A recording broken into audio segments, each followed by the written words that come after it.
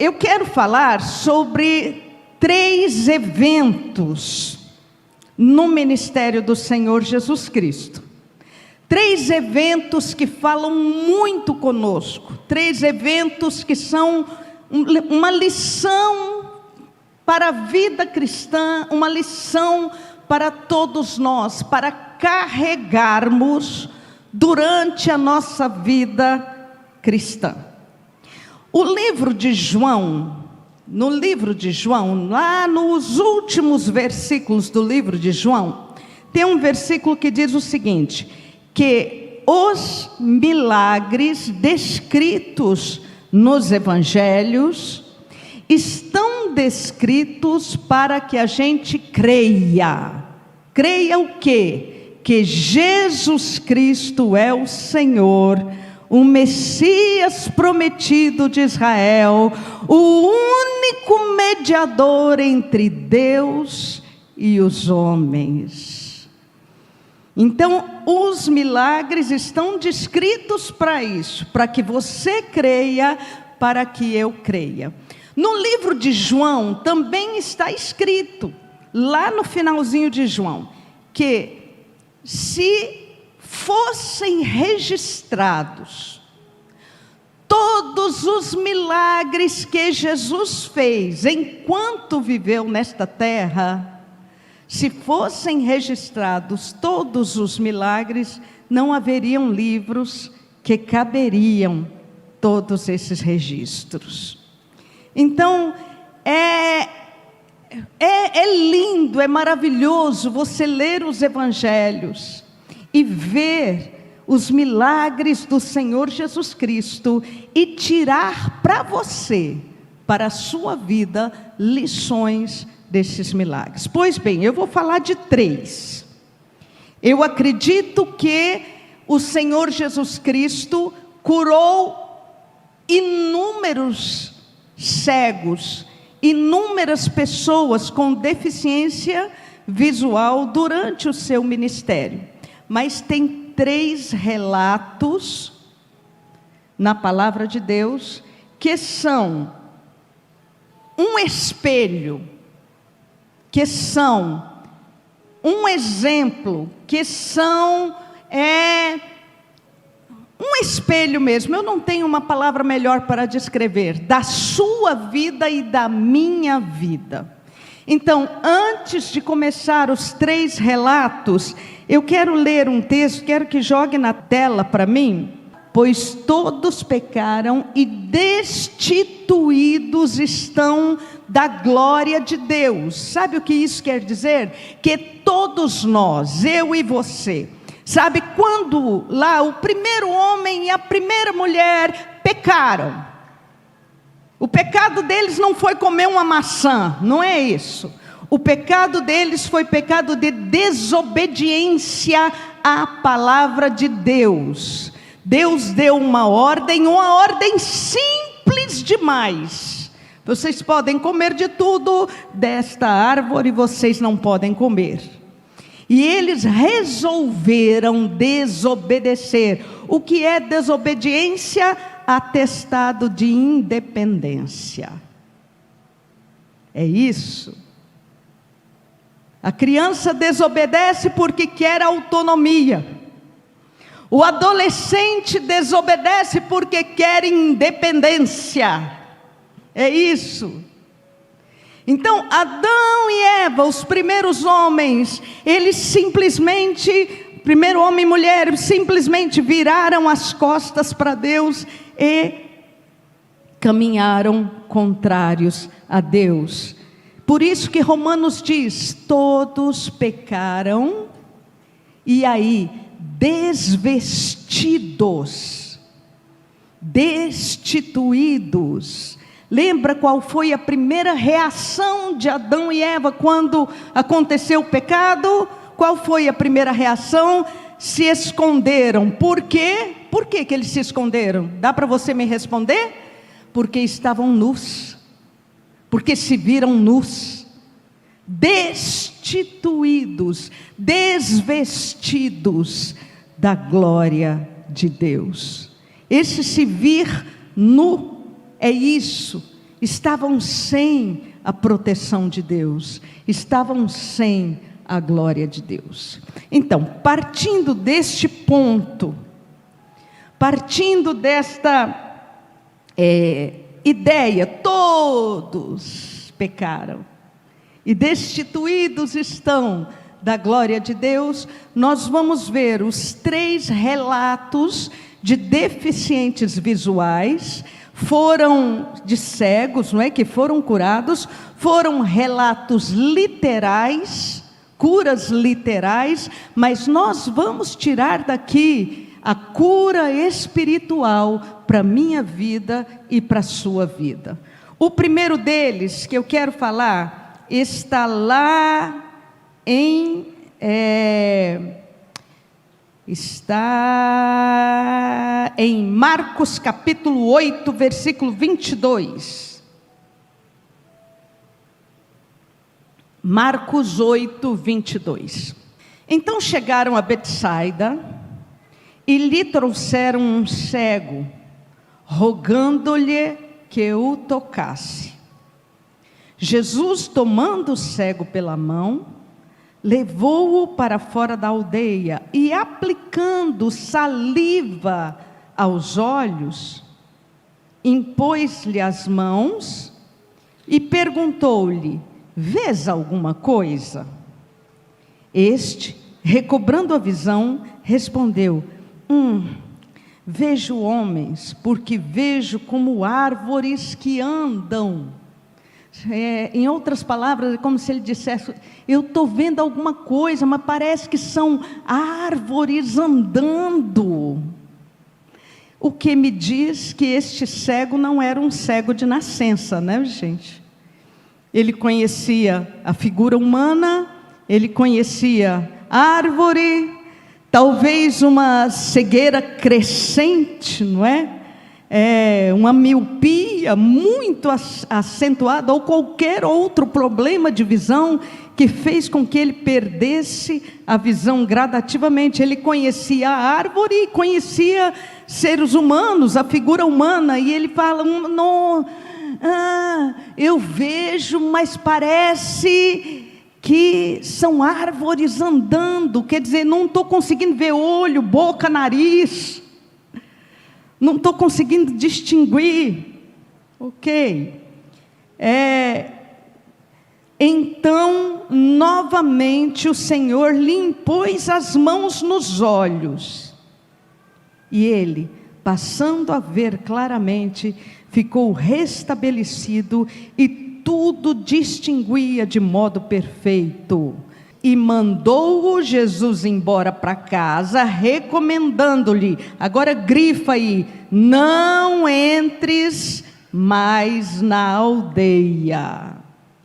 Não entres mais na aldeia. Se você tem Bíblia de aplicativo aí, tem como marcar também, marca isso aí.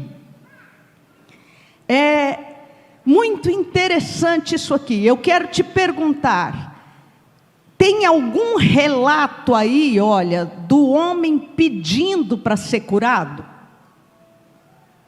Ele pediu? Ele fez como os outros cegos, que você vai ver: Jesus, tem misericórdia de mim. Ele fez isso? Tem algum relato aí? Não. Em nenhum momento a Bíblia diz que ele pediu, que foi iniciativa dele, que ele pediu para ser curado. Não é isso que a Bíblia diz. A Bíblia diz aqui, versículo 22, então chegaram a Betsaida e lhe trouxeram um cego, rogando que o tocasse. Alguém trouxe aquele cego. Alguém que já tinha visto Jesus curar. Alguém que já conhecia o Senhor Jesus Cristo, alguém que amava aquela pessoa, talvez alguém da família, talvez um amigo, não é? Eu acredito que era um amigo. Alguém trouxe aquela pessoa pela mão, e trouxe e colocou na frente de Jesus. A primeira lição que eu quero deixar para você: leve as pessoas a Jesus em oração.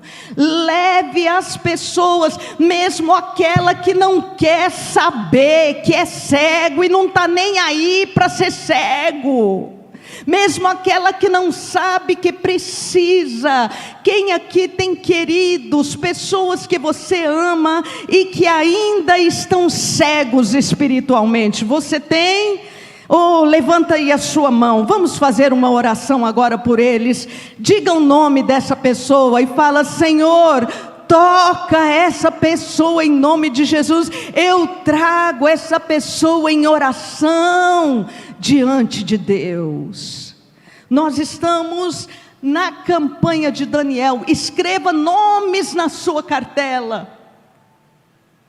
Jejue e ore. Traga diante de Deus essas pessoas.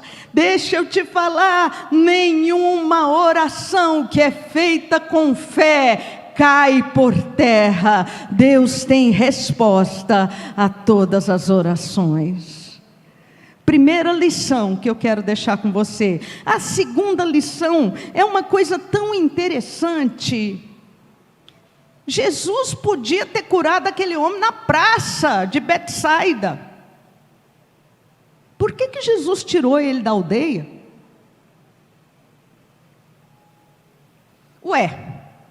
Tem outros relatos que Jesus curou no meio da multidão. Tem outros relatos que ele entra na cidade, como em Jerusalém, e vai num poço, não é? No poço de Betesda, e cura uma única pessoa, mas ali estava cheio de gente. Jesus curou no meio de todo mundo. Por que aqui ele tirou o homem da aldeia? Joga na tela para mim Lucas 10, 13. Lucas 10, 13. Ai de ti, Corazim! Ai de ti, Betsaida! Porque se em Tiro e Sidom se tivessem operados os milagres que em vós se fizeram, há muito que eles teriam se arrependido e se assentado em pano de sacos. Jesus está fazendo uma denúncia. Betsaida significa a aldeia da incredulidade. Se você tiver papel aí, escreve Betsaida igual aldeia da incredulidade. E isso me faz mais apaixonada por Jesus, porque tem muitos queridos nossos que estão lá na aldeia da incredulidade. Mas se você trouxer estes queridos em oração diante de Deus, Jesus vai pegar a mão deles e vai tirar da aldeia da incredulidade. Você pode fazer essa oração? Levanta as mãos de novo, fala o nome da pessoa que você ama. Você que me assiste aí, há pessoas que você ama que estão na aldeia da incredulidade. Peça a Jesus: tira, Senhor, tira da aldeia da incredulidade, tira em nome de Jesus, faz brotar a fé. Incredulidade é diferente de dúvida. Incredulidade é diferente de dúvida. A dúvida é circunstancial. A dúvida é momentânea. Rebata a dúvida no seu coração com a palavra de Deus. Ah, bispa, você está falando para eu orar por alguém, mas esse fulano que eu amo tanto, esse filho, essa filha, está tão perdido, bispa, está tão cego espiritualmente, bispa. Está batendo a dúvida no seu coração? Rebate com a palavra. Sabe o que a palavra diz? Crê no Senhor Jesus Cristo e será salvo, tu e a tua casa. Glória a Deus. Você pode aplaudir ao Senhor? Glória a Deus! Salvação é para mim e para minha família. Moisés, lá no Egito, Faraó deu opções para Moisés. Você pode ir, mas não vai longe. Levanta sua mão comigo e fala assim: eu vou aonde o Senhor Deus quiser, em nome de Jesus. Em nome de Jesus. Segunda opção que Faraó deu para Moisés: você vai, mas as mulheres e as crianças ficam. Quem é guerreiro de Deus aí? Tem guerreiro de Deus aí? Bate o pé no chão aí e fala assim: vai todo mundo comigo em nome de Jesus. Terceira opção que Faraó deu: você vai, mas o rebanho fica, a riqueza fica. Levanta a sua mão e fala assim: eu vou, e não fica nenhuma unha na mão do diabo, nada, em nome de Jesus. Todo mundo, toda a minha riqueza, tudo aquilo que Deus tem me dado é consagrado ao Senhor, e nós vamos servir a Deus com isso. Não fica nenhuma unha, em nome de Jesus. Por fim, termina, e essa é a primeira só, eu quero falar dos outros dois cegos. Termina versículo 26. E mandou-o Jesus embora, recomendando-lhe: não entres mais na aldeia. Dá para você falar para a pessoa que está do seu lado: não põe o pé na aldeia da incredulidade. Eu falei que incredulidade é diferente de dúvida. Dúvida a gente rebate, incredulidade a gente não crê. Na incredulidade a pessoa decidiu: eu não creio. Eu não creio. Então, em nome de Jesus, rebata a dúvida do seu coração e fala de novo, fala para outra pessoa do outro lado: não ponha o pé na aldeia da incredulidade. Não ponha, nós somos tentados a isso. Jesus disse para Tomé, o que Jesus disse para Tomé? Não seja incrédulo, mas creia. Fala para o irmão do outro lado, tá, gente? De longe, só as famílias estão perto mesmo. Não seja incrédulo, creia, em nome de Jesus. Próximo cego, o próximo cego é o cego Bartimeu, de Marcos, capítulo 10.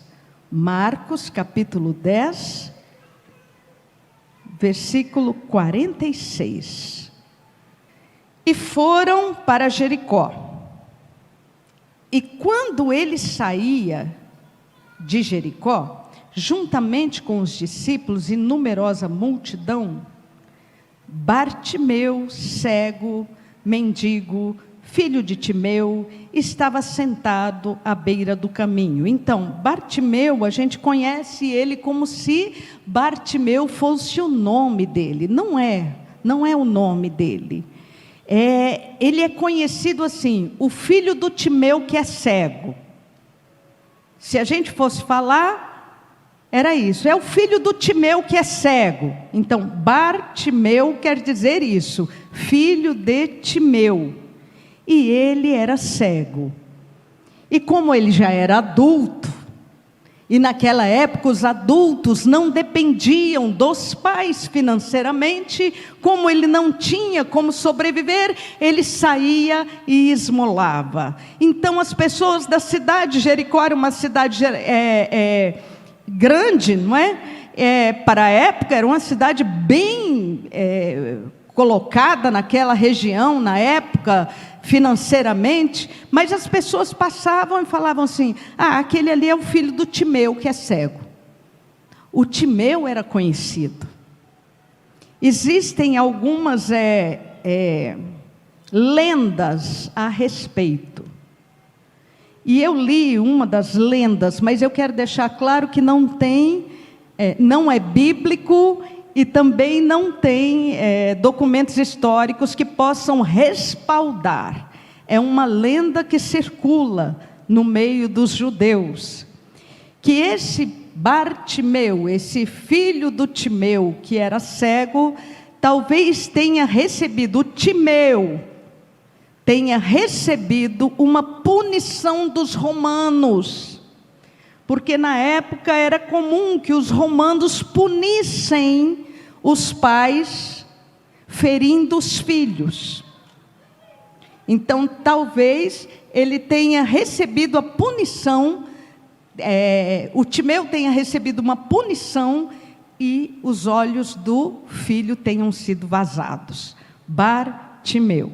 Então vamos lá. Ouvindo que era Jesus o Nazareno, pôs-se a clamar: Jesus, filho de Davi, tem compaixão de mim. Oh, grito maravilhoso.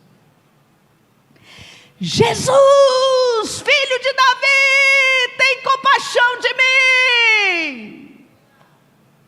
Aí eu acho que era mais alto, porque tinha uma multidão ali, ele era cego, como é que ele ia fazer para chegar perto de Jesus? Ele ouviu a bagunça ali e começou a gritar: Jesus, filho de Davi, tem misericórdia de mim. Vamos dar esse grito? Diga: Senhor Jesus, tem misericórdia de mim. Vamos lá, 1, 2, 3 e... Senhor Jesus, tem misericórdia de mim. Não tenha medo de gritar. Se você precisar, grite: Jesus, tem misericórdia de mim. E muitos o repreendiam para que se calasse, mas ele gritava cada vez mais alto: Jesus, filho de Davi, tem misericórdia de mim.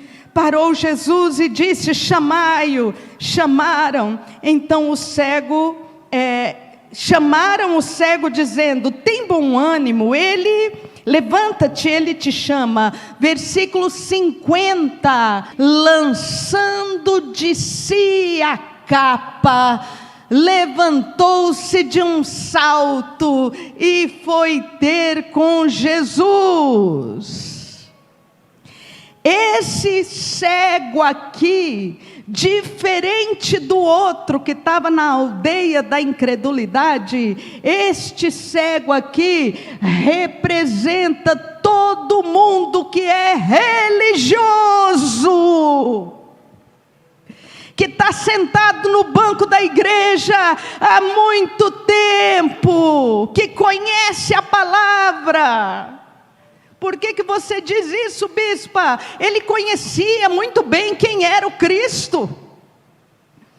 Ele sabia, ele conhecia que o Messias vai se manifestar. E ele esperava o Messias, ele era religioso. Religioso. Aí quando ele ouviu falar que era Jesus, ele começou a gritar sem saber: Jesus, filho de Davi, tem misericórdia de mim.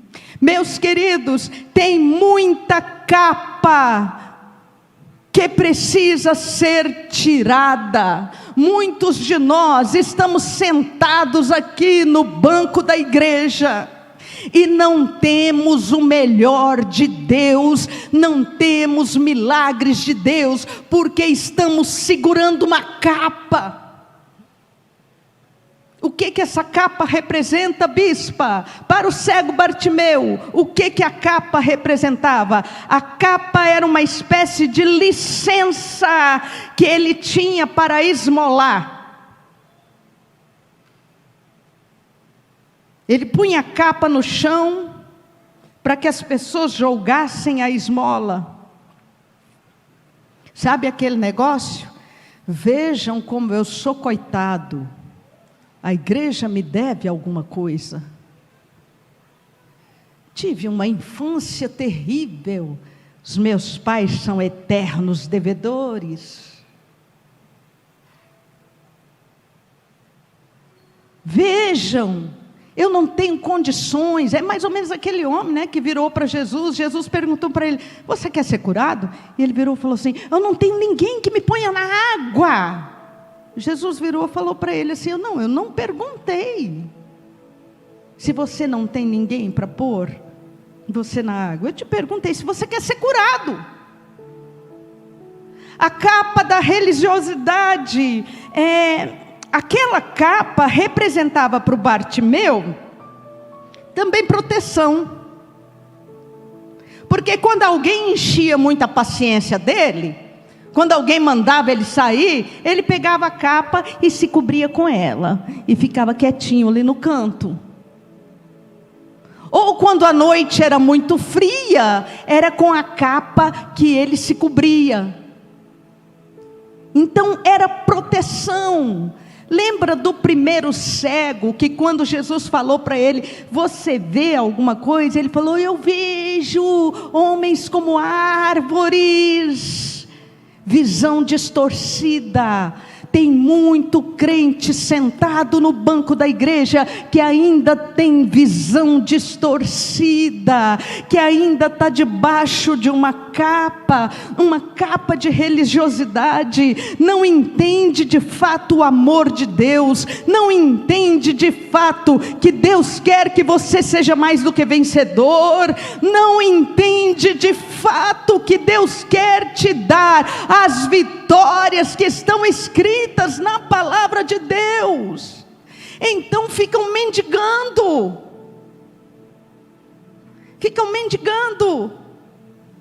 Jesus virou para aquela mulher e falou assim: não é bom tirar o pão dos filhos e jogá-lo aos cachorrinhos. Vamos lembrar que era antes do sacrifício do Senhor Jesus Cristo. E uma pessoa só pode chegar a ser filho de Deus através do sacrifício do Senhor Jesus Cristo. Portanto, ela estava sim numa situação de não filha do Senhor Jesus Cristo, comendo migalhas. Mas você é filho. Você é filha. Você não tem que comer migalha, você não tem que ficar debaixo de uma capa. Joga a sua capa fora em nome de Jesus. E ele, levantando, jogou a sua capa fora. Quem tem Jesus na sua frente não precisa de outra proteção. Quem tem Jesus na sua frente não precisa dos subterfúgios da religião. Quem tem Jesus na sua frente não precisa mendigar. Quem tem Jesus na sua frente tem vida, e vida em abundância. Joga fora essa capa em nome de Jesus. Qual é a capa que tem te prendido? Uma história difícil? Uma infância difícil? Um abuso? Uma mentira de que você não pode alcançar? Nessa manhã, o Espírito Santo está te dizendo, o Espírito Santo me mandou aqui para te dizer: joga a sua capa fora, entra na campanha, e Deus vai fazer chover bênção sobre a sua vida, em nome de Jesus. Você não precisa de capa, você não precisa de desculpa, você precisa de Jesus. Aleluia! Terceiro cego, consegui, cheguei no terceiro cego, está lá, João capítulo 9, João capítulo 9, versículo 1. Caminhando Jesus, viu um cego de nascença. Então, até hoje, quantos médicos nós temos aqui? Levanta a mão, os médicos. A Igreja Fonte da Vida tem muitos médicos. Alguém da área da saúde ali, nós temos um casal de médicos ali, se não me engano, doutor Fernando. Isso, aí. A medicina, até hoje, não tem uma solução para um cego de nascença. Estou certa? Não existe. Até hoje a ciência não deu uma solução para um cego de nascença. Para uma pessoa deficiente auditiva, em alguns casos, quando a criança nasce com deficiência auditiva, tem aquele, chama implante coclear. Estou certa, né, doutor? Falei certo. Implante coclear, que é implantar eletrodozinhos, eu não sei bem, uma chapa aqui nesse osso e tentar que a criança escute pela ressonância óssea, acho que é isso. Então, para o cego de nascença não existe. A pessoa que nasce com uma deficiência visual grave, mas não é cega, aí pode existir cirurgias, óculos, né? Solução. Mas o cego de nascença não tem solução até hoje. Então, Jesus Cristo aqui, Ele estava mandando um recado para os sacerdotes da época. Ele estava mandando um recado para o povo de Israel naquela época, e Ele está mandando um recado para você e para mim. Sabe qual é o recado? Eis aqui o Senhor dos senhores, o Rei dos reis, aquele que é, que era e que há de vir, o eterno Deus, Senhor Todo-Poderoso. Esse é o grande recado do Senhor Jesus Cristo. Sabe por quê? Existe em Israel hoje alguns milagres que só eles dizem, eles estão à procura do Messias até hoje, não é? Nós sabemos quem é o Messias, que vai voltar a segunda vez, né? Mas eles estão à busca do Messias até hoje. E existem alguns milagres que eles dizem, são milagres messiânicos. São milagres que só o Messias pode fazer. Um deles é a cura de leproso. Quantos leprosos o nosso querido Senhor Jesus Cristo curou? Inúmeros. Inúmeros. Antes de Jesus, não tem relato, depois da lei de Moisés, não tem relato de um judeu curado de lepra. Aí você diz para mim, tem Naamã, bispa. Naamã não era judeu. Naamã era sírio. Foi curado como um milagre, mas ele não era judeu. No meio dos judeus não há esse milagre até hoje, porque só o Messias pode fazer. Então Jesus Cristo aqui está pegando o chofar, pegando a trombeta e dizendo, eis aqui o Cristo, o prometido de Israel. Então vamos lá. E os seus discípulos lhe perguntaram, mestre, quem pecou, esse ou seus pais, para que nascesse cego? Jesus respondeu, nem ele pecou, nem os seus pais pecaram, mas foi para que se manifeste nele as obras de Deus. É necessário que façamos as obras daquele que me enviou, enquanto é dia, a noite vem quando ninguém pode trabalhar. Enquanto eu estou no mundo, eu sou a luz do mundo.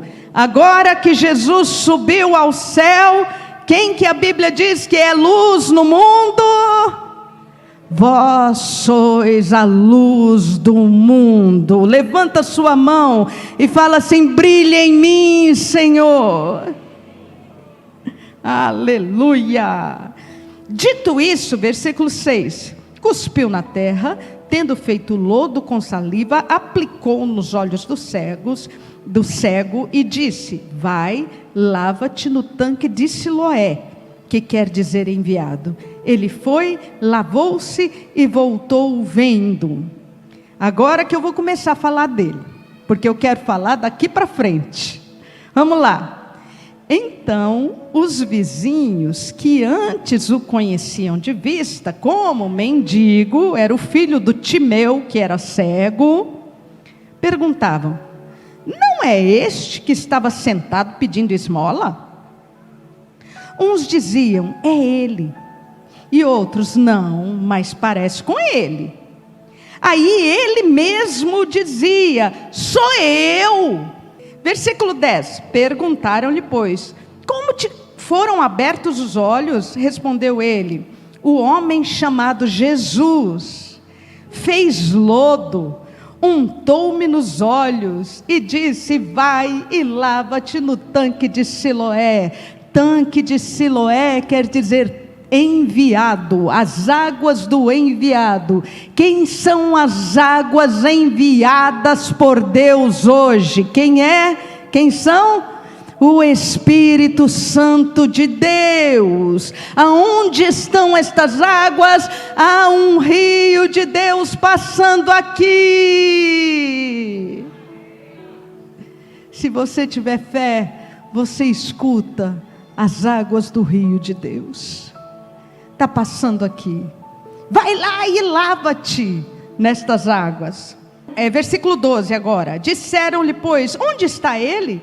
O cego respondeu: não sei. Eu fui, me lavei nas águas de Siloé. Quando eu abri o olho, eu estava vendo tudo, mas eu não sei quem ele é. Eu não vi ele antes. Ele não se mostrou para mim. Jesus devia estar até bem perto quando ele viu, não é? Os discípulos, mas ele saiu tão maravilhado assim, olhando tudo. Ele não viu quem era Jesus. Bom, o levaram, pois, aos fariseus. E era sábado, versículo 14, o dia em que Jesus fez o lodo e abriu os olhos. Então os fariseus, por sua vez, lhe perguntaram: como chegar a ver? E ele respondeu: o homem aplicou lodo, e contou toda a história, né? Aí versículo 16, por isso alguns fariseus diziam: esse homem não é de Deus, porque não guarda o sábado. Olha, gente, aconteceu um milagre. E os fariseus estavam preocupados porque Jesus fez o lodo no sábado. Não pode fazer lodo no sábado. Fala assim comigo: ele é Senhor do sábado. Ele é Senhor do domingo. Ele é Senhor da segunda, da terça, da quarta, quinta, sexta.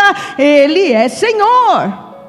Tá, aí continuou, gente, foi uma bagunça, foi uma briga. Chamaram os pais daquele cego, e os pais do cego, depois você lê na sua casa, ficaram com medo, e falaram: ele nasceu cego, é verdade, mas agora ele tem idade, pergunta para ele, como é que ele está vendo? Nós não sabemos. Aí nós chegamos aqui, olha, versículo 24. Então chamaram pela segunda vez o homem que fora cego e lhe disseram: dá glória a Deus, nós sabemos que aquele homem é pecador. Versículo 25, ao que retrucou o cego: se ele é pecador ou não é, eu não sei. Eu sei que eu era cego e agora eu estou vendo. Deixa eu falar para você, meu querido irmão e minha querida irmã, dê testemunho daquilo que Deus tem feito na sua vida. Ah, mas eu sei que a igreja tem problemas. Como é que é? Agora é moda, né, gente? Eu sei, você é crente, é discriminador. Gosta de discriminar. Fala assim, ó, gente, se tem discriminação ou não tem, não sei. O que eu sei é que eu era cego e agora eu vejo, eu era angustiado, agora eu tenho paz, eu estava na miséria, agora eu estou bem, eu tenho alegria, eu estava doente, agora eu estou sadio. O negócio é esse. Se tem problema ou não tem, nós estamos precisando levantar igreja, não fica em cima do muro, não. Quem está em cima do muro não é nada. E Jesus disse, porque você é morno, eu estou ao ponto de vomitar-te da minha boca. É melhor ser frio do que ser morno. Não seja morno. Esse homem aqui, abençoado. Se ele era pecador ou não era, não sei. Eu sei que eu era cego e agora eu vejo.